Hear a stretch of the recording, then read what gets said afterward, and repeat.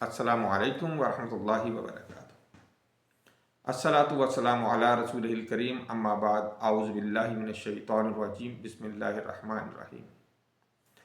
ناظرین، پیش خدمت ہے آج ہماری تیسری دعا ہے ربنا وجعلنا مسلمین لک ومن ذریتنا امۃ مسلمۃ لک وارنا مناسکنا وتب علینا انک انت التواب الرحیم۔ اس کا ترجمہ میں آپ کے سامنے پیش کرتا ہوں۔ اے ہمارے پروردگار، ہم دونوں کو اپنا فرما بردار مسلمان بنا، اور ہماری اولاد سے بھی ایک مسلمان جماعت جو تیری فرما بردار ہو وہ بنا دے، اور ہمیں ہماری عبادتیں دکھا، سکھا، اور ہماری توبہ کو قبول فرما، بے شک تو ہی توبہ قبول کرنے والا نہایت مہربان ہے۔ ناظرین، آپ کے سامنے یہ جو دعائیں ہم پیش کر رہے ہیں، اس کا مطلب صرف ایک ہے کہ جب آپ اللہ رب العزت سے یہ دعا کریں تو آپ کو پتہ ہو کہ اس دعا میں ہم نے کیا کہنا ہے، اور یہ جن انبیاء کے ذریعے ہم تک پہنچی، مثلا یہ کیونکہ حضرت اسماعیل، حضرت ابراہیم علیہ السلام کی زبان مبارک سے ادا ہوئی، اللہ رب العزت نے ان تک اس کو پہنچایا، اور انہوں نے اللہ تعالیٰ سے التجا ان الفاظ کے ساتھ کی۔ تو انہوں نے یہ دعا کیوں کی؟ کیا وجہ تھی؟ وہ اللہ رب العزت سے کیا چاہتے تھے؟ ہم جب یہ اللہ تعالیٰ سے دعا کریں تو ہمارے ذہن میں کیا ہونا چاہیے؟ ہمیں اپنی دعا کو سوچ سمجھ کر، نیت کے ساتھ، پوری دل جمعی کے ساتھ اللہ رب العزت سے مانگنا چاہیے۔ آئیے ہم اس کی ڈیٹیل میں جاتے ہیں۔ ناظرین، یہ دعا صرف دو لوگوں کی نہیں بلکہ پوری انسانیت کے لیے ایک کامل نمونہ ہے۔ اس کے 4 حصے ہیں، ہم ایک ایک کر کے چاروں کا جائزہ لیتے ہیں۔ مثلا سب سے پہلے اس میں جو دعا کی گئی وہ پہلا حصہ ہے وجعلنا مسلمین لک۔ پہلی دعا اپنے لیے مانگی گئی، یعنی کہ حضرت ابراہیم علیہ السلام نے اور حضرت اسماعیل علیہ السلام نے اپنے لیے دعا مانگی کہ اے اللہ، ہمیں صرف نام کا مسلمان نہیں بنانا تو نے، بلکہ حقیقی معنی میں اپنے لیے مسلمان بنا۔ یہ دل کی گہرائیوں سے اسلام کو قبول کرنے کی بات ہے، اور ہر حال میں اپنے رب کے آگے، اللہ رب العزت کے آگے جھکنے کی دعا ہے، یعنی کہ وجعلنا مسلمین لک۔ پھر اس کا جو دوسرا حصہ ہے وَمِن ذُرِّيَّتِنَا أُمَّةً مُسْلِمَةً لَكَ۔ دوسری دعا اپنی اولاد کے لیے، اپنی آنے والی نسلوں کے لیے۔ یہاں صرف اپنے لیے، اپنے بیٹے کے لیے تو دعا نہیں کی گئی، بلکہ آنے والی پوری نسل، بلکہ پوری امت کے لیے ہدایت کی اور استقامت کی دعا اللہ رب العزت سے کی گئی۔ اور ایک ابراہیم علیہ السلام کو نبیوں کا باپ کہا جاتا ہے، وہ نبیوں کے باپ بھی ہیں اور امتوں کے باپ بھی ہیں۔ تو ایک باپ کی فکر صرف اپنے گھر تک محدود نہیں ہوتی، یہ تو آگے ساری نسلوں کے لیے ہوتی ہے۔ پھر تیسری بات اس میں ہے وَأَرِنَا مَنَاسِكَنَا۔ تیسری دعا علم کے لیے ہے۔ کون سا علم؟ ہمیں اپنی عبادت کے طریقے دکھا، ہمیں کیسے عبادت کرنی ہے ہم نے تیری۔ یہ یقین ہے کہ عبادت کا صحیح طریقہ بھی اسی اللہ نے بتانا ہے۔ ہمارے ذہن کا یہ کوئی شاہکار نہیں ہونا چاہیے کہ ہم اپنے ذہن سے، اپنی پسند سے عبادت کا ایک طریقہ اختیار کر لیں، ایسی کوئی بات نہیں۔ بلکہ عبادت میں بھی وہ عبادت کرنی ہے جو اللہ رب العزت تو ہمیں سکھائے گا۔ تو اس حوالے سے ہدایت صرف اللہ رب العزت کے ہاتھ میں ہے، اسی سے مانگنی ہے، اور اسی سے عبادت کا طریقہ بھی پوچھنا ہے۔ یہی ہمیں ہمارے انبیاء علیہ الصلوۃ والسلام نے سکھایا۔ پھر چوتھا حصہ اس کا وَتُبْ عَلَيْنَا، اور ہماری توبہ کو قبول فرما۔ توبہ کا لفظ ناظرین یہ کافی بھاری لفظ ہے۔ غلطیاں ہوتی ہیں، سب سے ہوتی ہیں، میرے سے بھی ہوتی ہیں، آپ سے بھی ہوتی ہیں۔ اس حوالے سے انبیاء کو تو ہم معصوم عن الخطا کہتے ہیں کہ وہ تو خطا نہیں کرتے، لیکن یہ انبیاء کا عجز دیکھیں، ان کی انکساری دیکھیں کہ وہ خود کو بھی خطاؤں سے پاک نہیں سمجھتے، اور ہماری کیا اوقات، ہم اپنے آپ کو کیا سمجھتے ہیں؟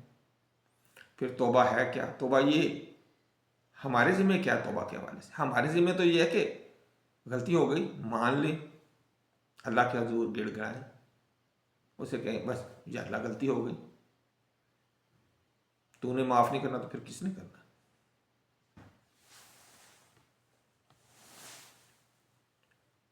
اور جب ہم معافی مانگ لیں تو پھر کوشش یہ کریں کہ دوبارہ ہم اس گناہ کی طرف نہ جائیں، اور ہر وقت اللہ رب العزت کی رحمت کے ہم محتاج ہیں، اور اس سے رحمت ہی کی امید رکھیں اور مانگتے رہیں، اور روزانہ مانگتے رہیں۔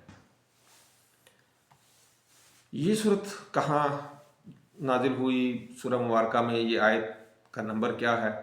دیکھیں، یہ 128 نمبر آیت ہے سورۃ البقرہ کی، اور یہ ایک تسلسل ہے، جیسے ہم نے اس سے پہلے 127 نمبر آیت میں پڑھا، اس سے پہلے جو ہماری قسط تھی وہ 127 نمبر آیت کی تھی، تو اسی تسلسل میں یہ اس سے آگے والی آیت ہے 128 نمبر۔ اور یہ کب اس کا شان نزول اس طرح ہے کہ حضرت ابراہیم علیہ السلام اور حضرت اسماعیل علیہ السلام نے جب خانہ کعبہ یعنی کہ بیت اللہ کی تعمیر مکمل کر لی، تو آپ نے اللہ رب العزت سے اپنے اس کام کی قبولیت کی دعا کی، اور پھر اس دعا کے بعد یہ دعا فرمائی، دونوں نے مل کے یہ والی دعا کی۔ آپ کے سامنے دیکھ لیں، نبی ہیں، ایک نبی پھر ان کا بیٹا نبی، اور دونوں نے مل کے اللہ رب العزت کا گھر بنایا۔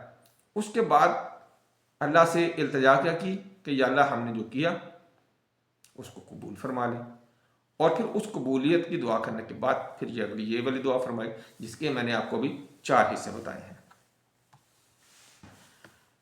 اس سے آگے ہم چلتے ہیں کہ ہم آپ کو مختلف جو مفسرین حضرات ہیں جنہوں نے تفسیریں لکھی ہیں ان کے حوالے سے یہ ہمارا دوسرا سیگمنٹ ہوتا ہے۔ اس میں ہم سب سے پہلے آپ کو بتاتے ہیں ڈاکٹر اسرار احمد نے اس بارے میں کیا کہا۔ وہ اس دعا کو دعوت و اصلاح کا مکمل پروگرام قرار دیتے ہیں۔ پہلے اپنی اصلاح، پھر اپنے خاندان اور امت کی اصلاح اور اس کی ذمہ داری، پھر عبادت کے صحیح طریقے کی طلب، اور پھر آخر میں اللہ رب العزت کے سامنے اس کی رحمت کے لیے گڑ گڑانا۔ یہی دین کا راستہ ہے۔ پھر اس کے بعد ہم بات کریں گے آپ سے مولانا مودودی رحمۃ اللہ علیہ کے حوالے سے۔ انہوں نے تفہیم القرآن میں فرمایا کہ یہ دعا مسلمان کی زندگی کا مقصد متعین کرتی ہے۔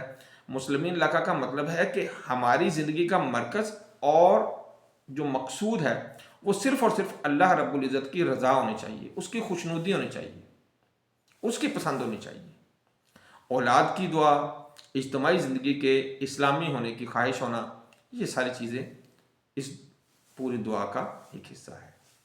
اسی طرح ہم آگے بات کریں گے مولانا اشرف علی تھانوی رحمۃ اللہ علیہ کی، جنہوں نے بہجت النفوس میں اس طرح فرمایا، وَأَرِنَا مَنَاسِكَنَا سے مراد صرف حج کے طریقے نہیں ہیں، بلکہ ہر عبادت کے شرعی اور روحانی اسرار سمجھنے کی دعا ہے۔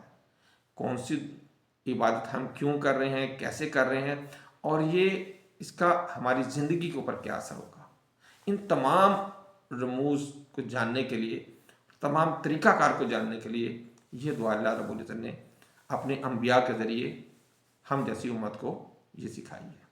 اور توب علینا کا وہ مطلب یہ بتاتے ہیں کہ بندہ ہمیشہ اپنی کوتاہیوں پر شرمندہ رہے، مان جائے، ماننا ہی سب سے بڑی چیز ہے۔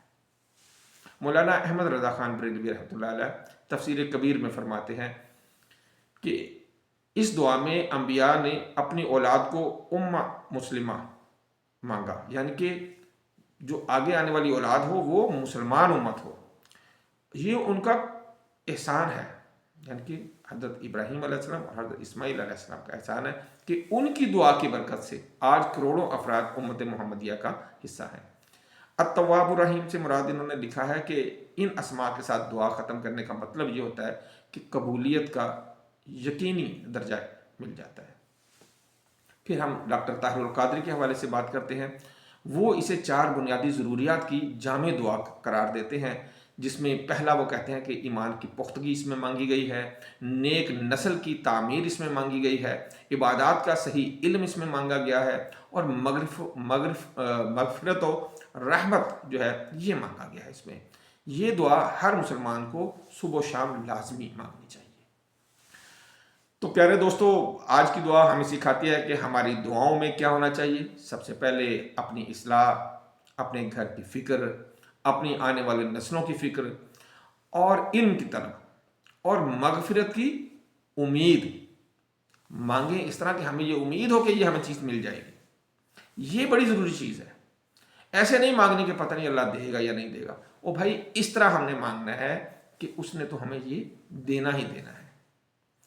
اگلی مرتبہ ایک اور پیاری دعا انشاءاللہ لے کر آپ کی خدمت میں حاضر ہوں گے، جو کہ ہماری چوتھی قسط ہوگی۔ اس وقت تک اپنا خیال رکھیے گا۔ اگر آپ کو ہماری یہ سیریز اچھی لگ رہی ہے تو اس کو دوسروں تک بھی پہنچائیں، یہ ثواب کا کام ہے، اور اس کو لائک کریں، سبسکرائب کریں۔ اللہ حافظ۔